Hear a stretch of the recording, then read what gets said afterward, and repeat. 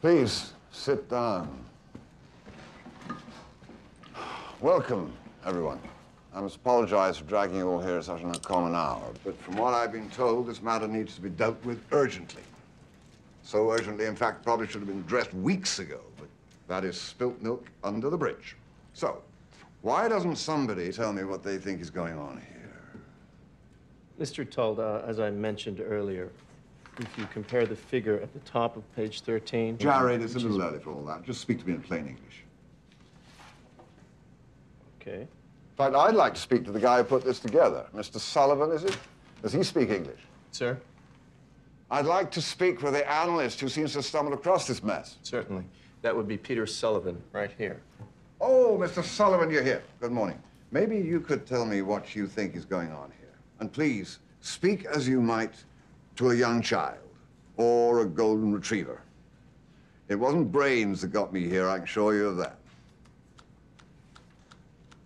Well, sir, as you may or may not know, I work here for Mr. Rogers as an associate in the Risk Assessment and Management Office at MBS. Please, just relax, stand up, tell us in a clear voice what is the nature of the problem. Okay, well, as you probably know, over the last 36 to 40 months, the firm has begun packaging new MBS products that combine several different tranches of rating classification in one tradable security. This has been enormously profitable, as I imagine you noticed. I have. Well, the firm is currently doing a considerable amount of this business every day. Now, the problem, which is, I guess, why we are here tonight, is that it takes us, the firm, about a month to layer these products correctly, thereby posing a challenge from a risk management standpoint. And Mr. Sullivan, that challenge is? Well, we have to hold these assets on our books longer than we might ideally like to. Yes. But the key factor here is these are essentially just mortgages, so that has allowed us to push the leverage considerably beyond what you might be willing or allowed to do in any other circumstance, thereby pushing the risk profile without raising any red flags. Now, thank you, Mr. Sullivan. Sit down. What I'm guessing your report here says, and give me some rope here. What I'm guessing it says is that, considering the, shall we say, bumpy road we've been on the last week or so, that the figures your brilliant co-workers up the line ahead of you have come up with don't make much sense anymore, considering what's taking place today. Actually, not what's taking place today, but what's already taken place over the last 2 weeks. So you are saying this has already happened? Sort of. Sort of. And Mr. Sullivan, what does your model say that that means for us here? Well, that's where it becomes a projection. But, You're speaking with me, Mr. Sullivan. well, sir, if those assets decrease by just 25% and remain on our books, that loss would be greater than the current market capitalization of this entire company.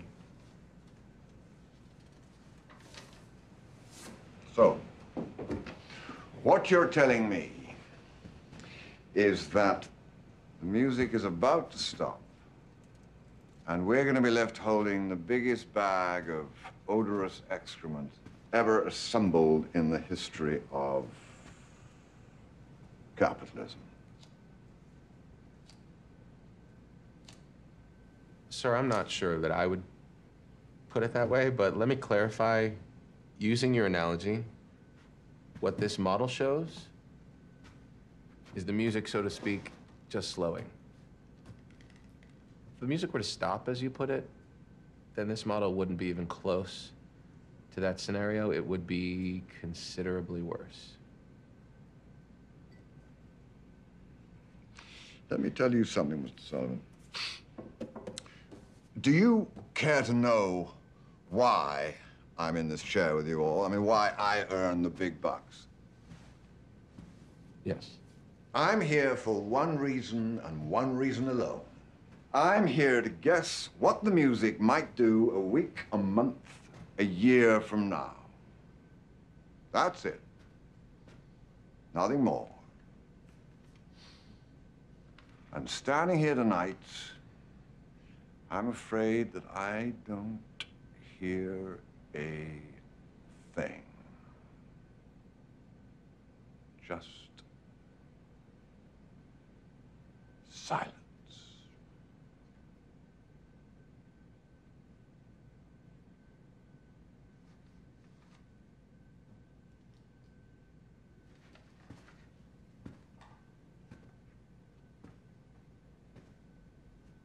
So, now that we know the music has stopped, what can we do about it? Mr. Cohen, Ms. Robertson, I'm afraid I think this is where you're supposed to step back in. Lord knows we've relied enough on Mr. Sullivan tonight. What do you have for us?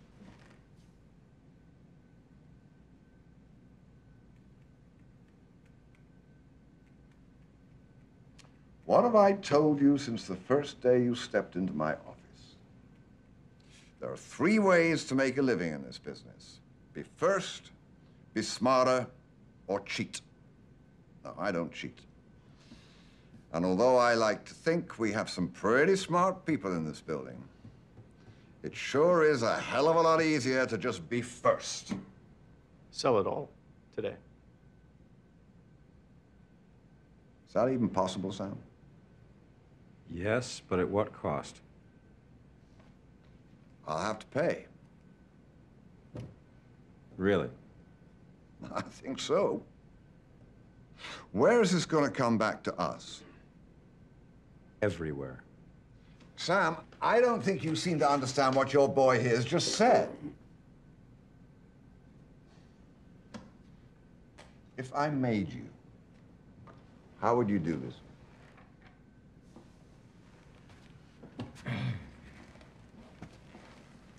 Well, you call the traders in for the normal 6:30 meeting and you be honest with them, because they're gonna know it's the end either way.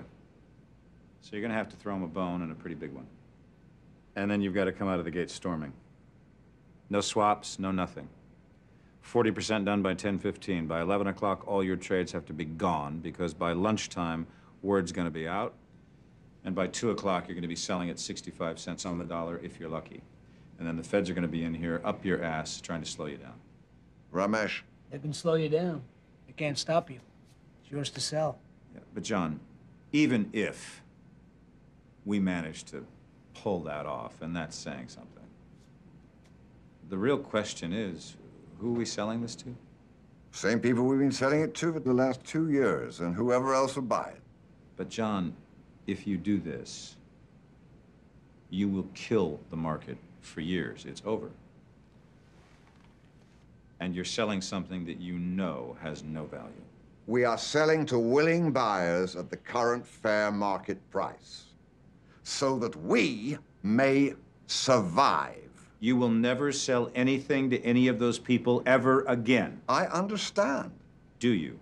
Do you? This is it. I'm telling you, this is it.